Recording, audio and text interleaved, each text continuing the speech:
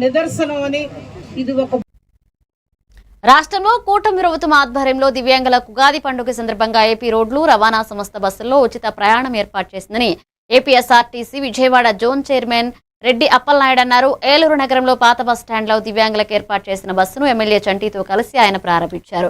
ఈ సందర్భంగా ఏర్పాటు చేసిన విలేకరుల సమావేశంలో మాట్లాడుతూ రాష్ట్ర ప్రభుత్వం సీఎం చంద్రబాబు నేతృత్వంలో ప్రజలకు ఇచ్చిన హామీలను నెరవేరుస్తుందని అన్నారు. ఈ కార్యక్రమంలో మున్సిపల్ కోఆప్షన్ సభ్యులు ఎస్ఎంఆర్ పెద్దబాబు, పలువురు కూటమి నాయకులు పాల్గొన్నారు.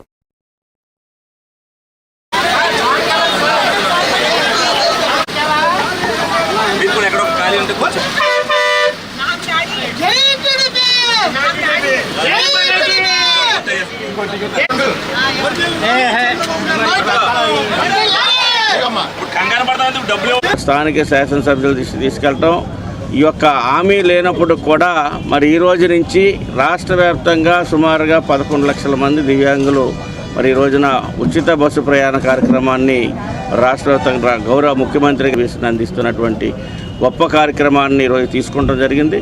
మరి ఈ కార్యక్రమాన్ని అందరూ కూడా వినియోగించుకోవాలని, మరి ఎందుకంటే ఈ కార్యక్రమం చాలా బడ్జెట్తో కూడినప్పుడు కూడా ఏదైతే ఈ రోజున వైఎస్ఆర్ పార్టీ దుష్ప్రచారం చేస్తున్నప్పటికీ అందరికీ కూడా ఉచితంగా ఏదైతే బస్సు ఫ్రీ ఇవ్వాలని చెప్పి అనుకున్నారో మనం అందరికీ కూడా ఇవ్వాలని చెప్పి నిర్ణయం తీసుకున్నారు. అందులో భాగంగానే ఇవాళ ఏలూరు నియోజకవర్గంలో కూటమి నాయకులందరం కూడా కలిసి ఏదైతే ఉంది పేదవాడు ఇబ్బంది పడకూడదనే ఉద్దేశంతో కూటమి ప్రభుత్వం వచ్చాక ఏ చర్యలు తీసుకుంటుంది అనేది ప్రతి ఒక్కరు కూడా చూడాలని సందర్భంగా కోరుకుంటున్నాం.